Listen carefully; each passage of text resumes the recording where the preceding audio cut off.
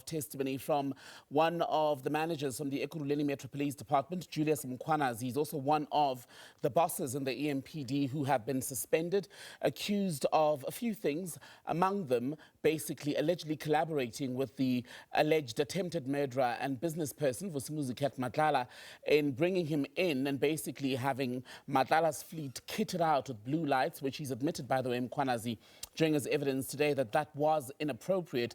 But he did become stuck when he was asked questions about how that came to be. At some point he said he did not even, or he had not even laid eyes on the vehicles that had been brought in from Madlala, or were supposed to have been brought in under the pretext of some donation to the Ekurhuleni Metro Police Department at the time, which had fleet issues.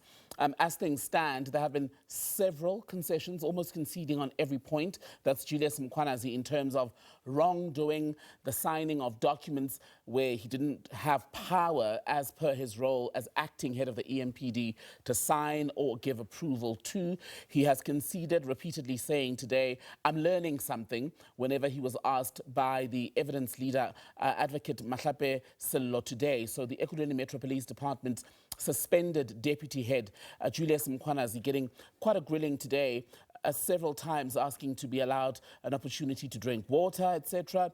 He asked to excuse himself a few times. He even said, in a moment of levity perhaps, to the evidence leader that basically that he's already down and they're basically kicking him in his moment where he is down as a result of the things that he's been accused of doing. Let's bring into the conversation now Professor Kholofelo Rakubu, who's going to help us to unpack, in fact, the evidence which we've been listening to today from the Madlanga Commission of Inquiry. Professor Rakubu, by the way, is a security analyst and the head of Law, Safety and Security Management at the Tshwane University of Technology. Good to have you on the program this evening, Prof. Your overall assessment of Mkhwanazi's testimony and the man himself as a witness. An interesting day. Good evening to the viewers. A witness that came with the accusatory testimony, defensive testimony, and revelatory testimony.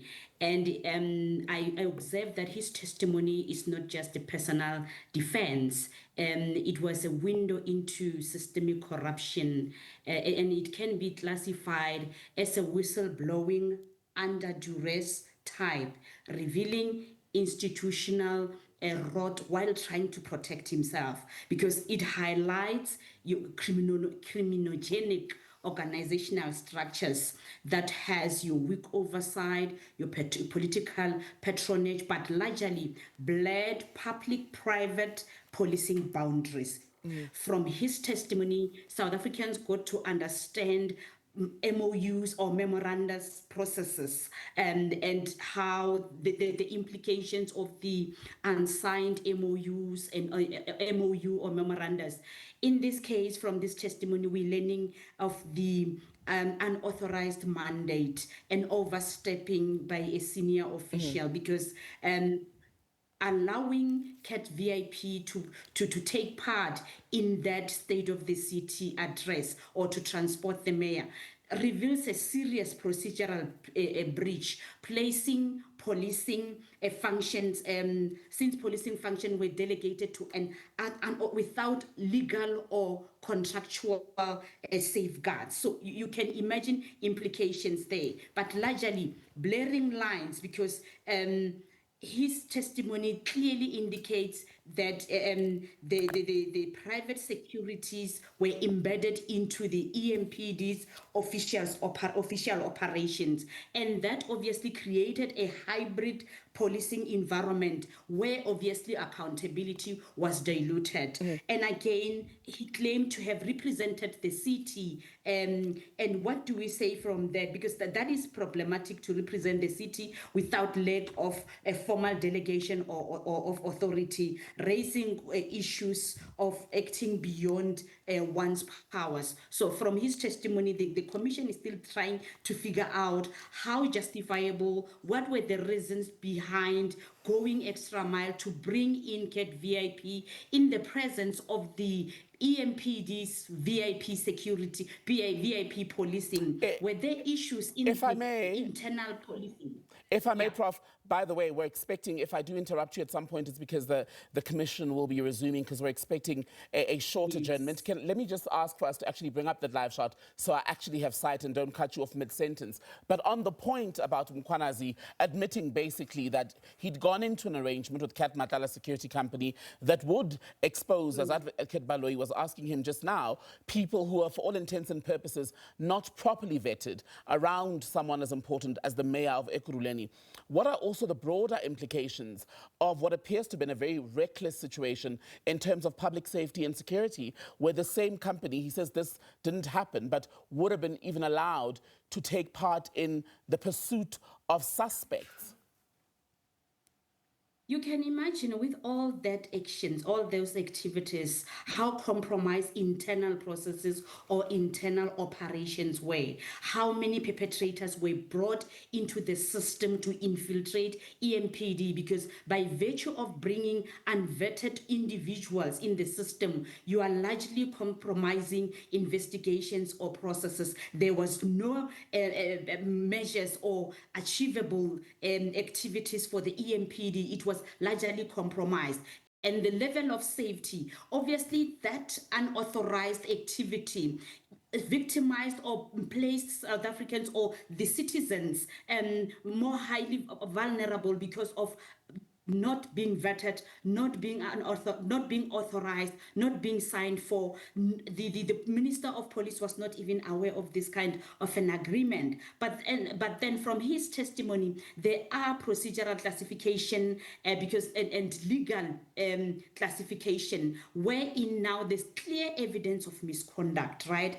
And this lays grounds for more disciplinary actions and potential for criminal referrals, because you acted outside. And what is interesting about this witness is concession. He's not a difficult witness. He agrees largely that I was not supposed to, I did not consult. And it's in most cases, he lacks justifications to decisions. But then him explaining that it was justifiable to have a particular company, security company, in because they were not going to bill the municipality. That does not make sense. But remember, in South Africa, most companies will then utilize such platform for publicity and marketing. But then free service can create hidden quid pro quo arrangements, right? Where, for example, there will be in return political favors, future contracts, or influence. Them saying they were not billing just not legitimize lack of authority, because he's trying to legitimize lack of authority by saying it was free. It being free, it is also sequential. It is also very controversial and highly dangerous for EMPD. On that point then, how does his performance today, Julius Mkhwanazi, reflect on his competence as someone who at the time held a very senior position in the Ekurhuleni Metro Police Department?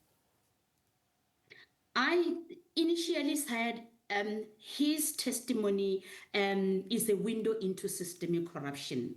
It might be that is the order of the day, or that was order of the day in the EMPD, where such arrangements were made, where then there was disregard of authority due to political infiltration or political influence or political relations, because in this case it looks like someone was protected outside of EMPD or externally so. Hence, certain decisions were taken without your chief of police and all other seniors. So it shows that maybe lack of vetting to understand what kind of an individual or an officer is coming to power might explain why we are debating what we are debating, or largely the decisions that are taken, wherein an officer would then say, I represented without authority, I represented without vetting. So you can understand that certain individuals within policing at large do not even take the mandate serious or understand the implications. But then in this case, we're learning vetting is highly crucial. We might get to know more and be able to protect citizens from situations like this or crimes like this that obviously took place, or misconduct. The magnitude of this misconduct, it's obviously exposing deep-rooted systemic corruption within our EMPD or our metros. And given Mkhwanazi's apparent poor grasp or understanding of powers, jurisdiction, and the various levels at which decisions would have to be taken and ratified. I wonder if you think it would be fair to draw the inference that perhaps he may have been selected precisely because he was not necessarily the most up-to-speed person in terms of knowledge and competence to further the agendas of the alleged corrupt elements, even if he did benefit in some way, that they took advantage of the fact that, oh, apologies, in fact, Prof, I'm told, please stand by for me because we're going to go back and let's hear what the announcement is going to be about the program going forward. And then once that is done, we'll go back to Professor Kholofelo Rakubu.